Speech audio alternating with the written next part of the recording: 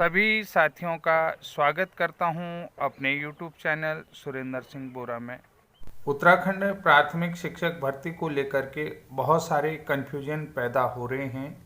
हमारे प्रशिक्षित बहुत सारे साथियों के मेरे पास कॉल आ चुके हैं कि सर भर्ती प्रक्रिया में क्या रोक लग गई है या भर्ती प्रक्रिया किस तरीके से चल रही है। ये तमाम कन्फ्यूजन की स्थिति है और ये स्थिति हमें स्पष्ट नहीं हो पा रही है, तो प्लीज़ हमको थोड़ा सा इसके बारे में जानकारी दें। इस तरीके से मेरे पास बहुत सारे फ़ोन कॉल आए हुए हैं, काशीपुर से आए, टनकपुर से आए, बागेश्वर से आए, अल्मोड़ा से आए। एक्चुअल में जो बात थी कि वो थी 13 दिसंबर को जो सुप्रीम कोर्ट में सुनवाई हुई थी, यानी कि जो उत्तराखंड गवर्नमेंट की एसएलपी थी, साथ में जो है कि 14 सितंबर 2022 को उत्तराखंड हाई कोर्ट के द्वारा जो एनआईओएस वालों के फेवर में डिसीजन दिया गया था, तो उसी को लेकर के एक नई न्यूज़ निकल करके आई। एनआईओएस डिप्लोमा धारकों को भर्ती आवेदन के योग्य मानने वाले आदेश पर सुप्रीम कोर्ट की रोक।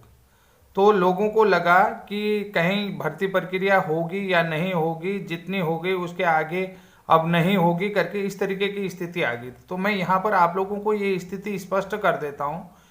फिलहाल जो है कि जो प्राथमिक शिक्षक भर्ती को लेकर के एनआईओएस डीएलएड योग्यताधारी अपनी योग्यता यानी कि अपनी जो है एलिजिबिलिटी को मांग रहे थे, अपनी योग्यता को मांग रहे थे कि हमें भी इस भर्ती प्रक्रिया में शामिल किया जाए। तो 14 सितंबर 2022 को जो है कि उत्तराखंड हाई कोर्ट ने उनके फेवर में डिसीजन दिया था, लेकिन गवर्नमेंट उनके फेवर में बिल्कुल नहीं थी, जिसको लेकर के उत्तराखंड गवर्नमेंट ने जो है कि सुप्रीम कोर्ट में एसएलपी दायर की और उत्तराखंड न्याय विभाग से बराबर विचार विमर्श के उपरांत ही ये चीज़ डाली। तो इसको देखते हुए जो है कि एनआईओएस डीएलएड वाले भी सुप्रीम कोर्ट चले गए थे। सुप्रीम कोर्ट में हियरिंग हुई थी 13 सितंबर को। तो जो उत्तराखंड हाई कोर्ट का डिसीजन था जो एनआईओएस डीएलएड वालों के फेवर में था, तो उस फेवर में फिलहाल 30 जनवरी तक के लिए रोक लगा दी गई है। अभी जो और सुप्रीम कोर्ट का कहना है कि जो भर्ती प्रक्रिया है उसे प्रोसीड कीजिए, उस भर्ती प्रक्रिया को सुचारू कीजिए, कि भर्ती प्रक्रिया को चालू कीजिए। और 30 जनवरी तक जो है कि एनआईओएस डीएलएड वाले इस भर्ती प्रक्रिया में शामिल नहीं है। 30 जनवरी को जब सुनवाई होगी, उसके आगे क्या डिसीजन आएगा वो डिपेंड करता है सुप्रीम कोर्ट के डिसीजन पर के।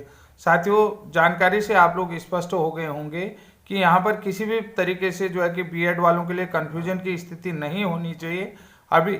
और जो आपको एक चीज़ और बता देता हूँ, जो अन्य राज्यों के डिसीजन हो, जैसे BEd versus BSTC Rajasthan high court का डिसीजन है, तो वो 21 नवंबर का है, वो 2021 का नवंबर का डिसीजन है। 2021 का जो डिसीजन है वो अगर सुप्रीम कोर्ट का डिसीजन होता तब लागू होता है।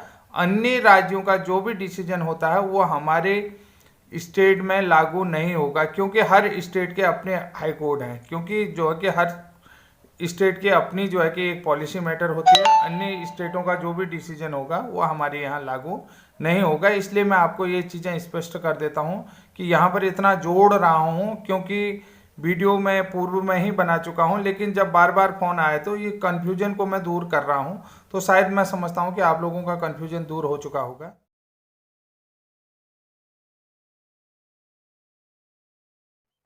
साथियों, जैसा कि आप जानते हैं, इस समय जो है कि हमारे प्रदेश में भी एनआईओएस डीएलएड डिप्लोमा धारकों को भर्ती आवेदन में योग्य मानने वाले आदेश पर रोक लगाने वाला जो ऑर्डर है, तो वो काफ़ी सुर्खियों में है।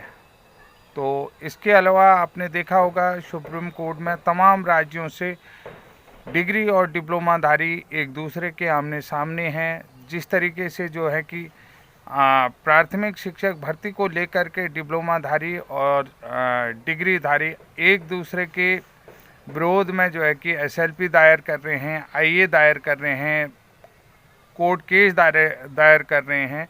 तो ये से आप समझ सकते हैं कि जो है कि सरकारी नौकरी को लेकर के युवाओं के बीच में कितनी खींचतान हो रही है, और इस खींचतान को समझने वाला ना तो सरकार है, ना ही जो हमारे जो हैं कि जो अपने आप को समाज सेवी कहते हैं, राजनेता कहते हैं, या जो मंत्री हैं, वो जो है इन चीज़ों को नहीं समझ पा रहे हैं कि आखिर जो है कि बेरोजगारी किस कदर है, और रोजगार के लिए वो युवा जो है कि किस तरीके से हाइपर हो रहे हैं, यानी कि उनके अंदर जो है कि हाइपर होने की एक लिमिट जो है कि क्रॉस हो चुकी है, और तमाम तरीके केस के ऊपर केस, केस के ऊपर केस हो रहा है। तो कुल मिलाकर के शासन को समझना चाहिए कि बेरोजगारी का स्तर किस तरीके से जा रहा है, और हम जो भी डिग्री करा रहे हैं या डिप्लोमा करा रहे हैं, तो उसमें रोज़गार की क्या संभावनाएं दिखती हैं और कितनी संभावनाएं नहीं दिखती हैं, इन सभी चीज़ों का आकलन करना चाहिए। इस तरीके से जो है कि आपस में एक ही प्रदेश के लोग जो है कि एक दूसरे के विरोध में खड़े हैं। तो देखिए, थोड़ा सा मैं आज आपसे बात कर लेता हूं कि NIOS DLED को लेकर के, क्योंकि NIOS DLED की जो डिप्लोमा धारकों के आवेदन करने की योग्यता थी, उसको मानने से जो है कि सुप्रीम कोर्ट ने रोक लगा दी है। उत्तराखंड हाई कोर्ट से NIOS DLED को जो है कि जीत मिल चुकी थी, और क्योंकि जीत मिलने के बाद जो है कि जो शिक्षा विभाग था वो दुविधा में था, क्योंकि जो दूरस्थ शिक्षा का माध्यम था, पहली चीज़ है कि उनमें क्या क्या चीज़ें दिक्कतें आ रही थी। दूरस्थ शिक्षा के माध्यम से डिप्लोमा होने के साथ साथ जो है कि सरकारी नौकरियों में एलिजिबिलिटी को लेकर के विभाग के पास कोई स्पष्ट निर्देश नहीं थे, जिस कारण से जो हाई कोर्ट का आदेश था, उस आदेश का अनुपालन विभाग की तरफ से नहीं किया गया था।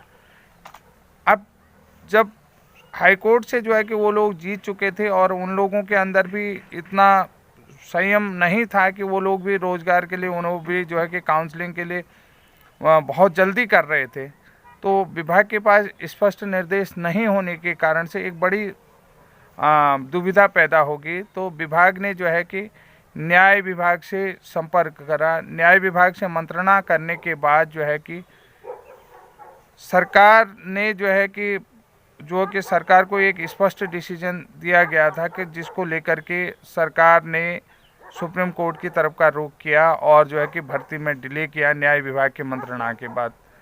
उसके अलावा जो है कि दूसरी चीज़ मैं आपको बता देता हूं कि क्योंकि जो NIOS DLED है, NIOS DLED की तरफ से जो है कि NIOS DLED डिप्लोमा को लेकर के शिक्षा विभाग के पास या NCT की तरफ से कोई स्पष्ट नोटिफिकेशन नहीं था। केवल जो SCERT को था, एक सर्कुलर था, उस सर्कुलर के आधार पर ही इन लोगों की अपनी दावेदारी रही थी।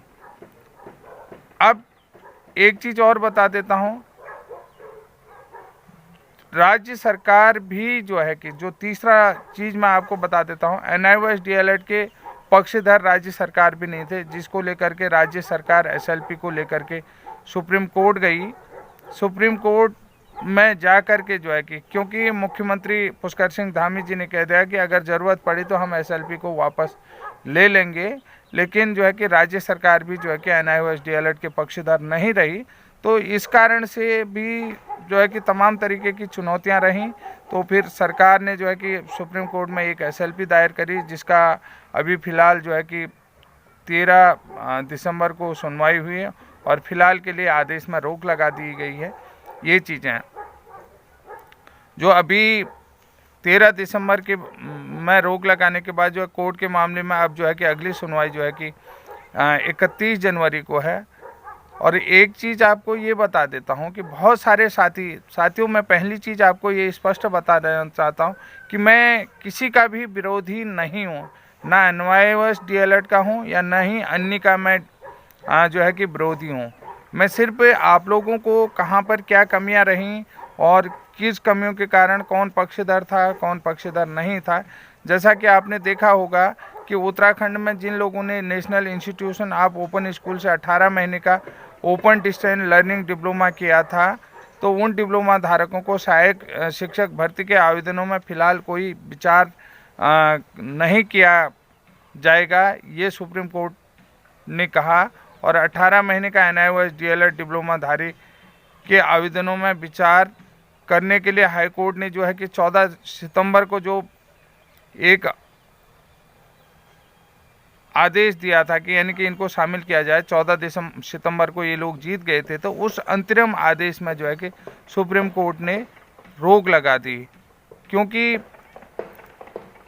ये जो है कि राज्य सरकार और अन्य पक्षकारों को नोटिस भी जारी कर दिया था। और यहाँ पर देखिए, सबसे पहली चीज़ है कि जो न्यायमूर्ति BR गवई का और न्यायमूर्ति विश्वनाथ की पीठ ने जो 2 वर्ष के डिप्लोमा रखने वाले 5 लोगों की याचिका में सुनवाई के बाद ये मामला उत्तराखंड में प्राथमिक स्कूलों के लिए सहायक शिक्षकों के 2020 और 21 में निकाली गई 2648 रिक्तियों से भर्ती से जुड़ा हुआ है। इस विवाद में NIOS 18 महीने का डिस्टेंस लर्निंग डिप्लोमा लेने वाले एलिमेंट्री आवेदनों की योग्यता को लेकर के था।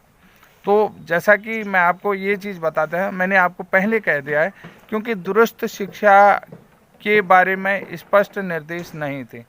क्योंकि राज्य सरकार जब भी कई चीज़ें होती है, जैसे अभी आपने देखा कि NCT के 2018 के गजट को चुनौती दे दी थी BSTC वालों ने, कि बोला कि ये जो भी NCT का नोटिफिकेशन है ये यानी कि एजुकेशन मिनिस्ट्री के दबाव में है।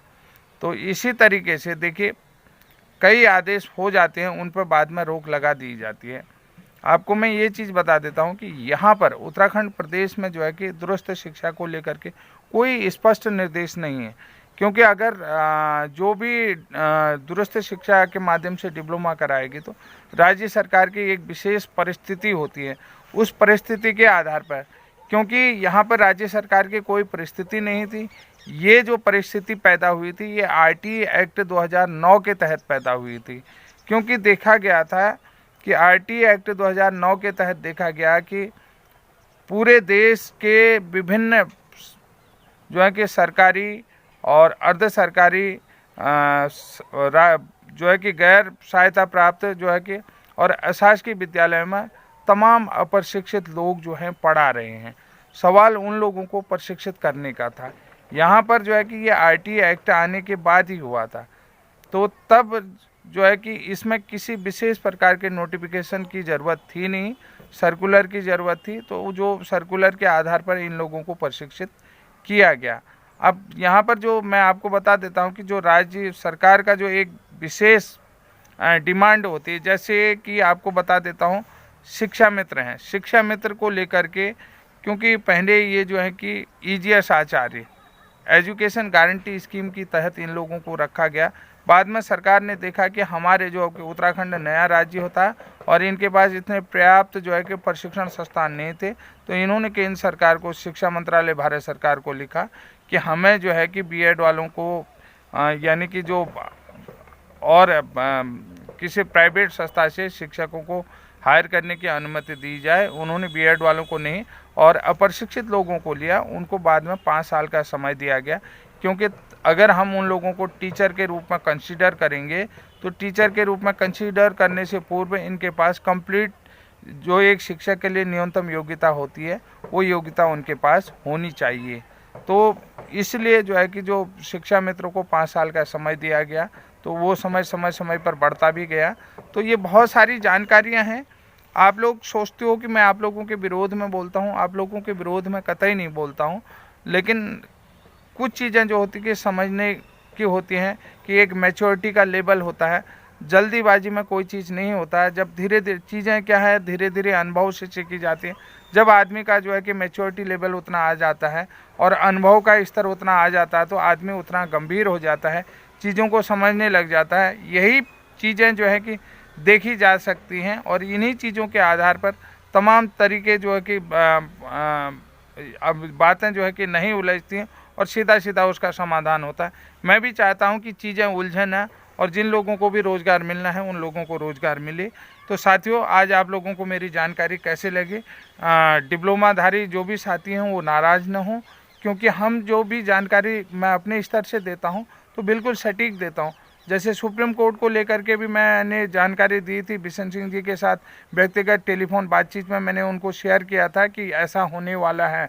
तो राठौर जी का फिर रिवर्स कॉल आता है कि बोरा जी जो बात है आपने कही थी वो बिल्कुल सही लगी, क्योंकि अपने मुंह मियाँ मिट्टू बनना मुझे नहीं आता है, लेकिन ये बिशन सिंह जी की और मेरे बीच की बातचीत है। उसके अलावा भूपिंदर पॉल जी के और मेरे बीच की बातचीतें हुई, क्योंकि जितने भी जो हैं इस समय सुप्रीम कोर्ट में याचिका करता है, उस जो उन लोगों का एक गूगल मीट के तरह पैनल बनता है, उस पैनल में मैं हमेशा रहता हूं। उस पैनल के माध्यम से एक दूसरे को विचारों का सर्कुलेट होता है और बातें आती हैं। कई लोग कहते हैं कि आप लोगों को जानकारियां कहाँ से मिलती हैं, कहाँ से आते हैं, तो विभिन्न स्टेटों के यानी कि बंगाल तक के लोग हमारे साथ जुड़े हुए, जहाँ जहाँ प्रॉब्लम आई है। अब धीरे धीरे ऐसा लगता है कि हर चीज़ को जो है कि न्यायपालिका भी कंसीडर करेगी, लोगों की तरफ जो है कि लोगों की जो समस्या उन पर जो है कि रिजोल्यूशन होगा, तो वो रिजॉल्व होंगी, और जो भी आपकी समस्याएं हैं उसको रिजॉल्व हों, जल्दी से जल्दी चीज़ें हों। तो आप देखते हैं कि 31 जनवरी को 2023 को जो है कि आपकी सुनवाई क्या रहेगी और किस तरीके का डिसीजन आएगा। तब तक के लिए मैं नमस्कार, जय हिंद, जय उत्तराखंड।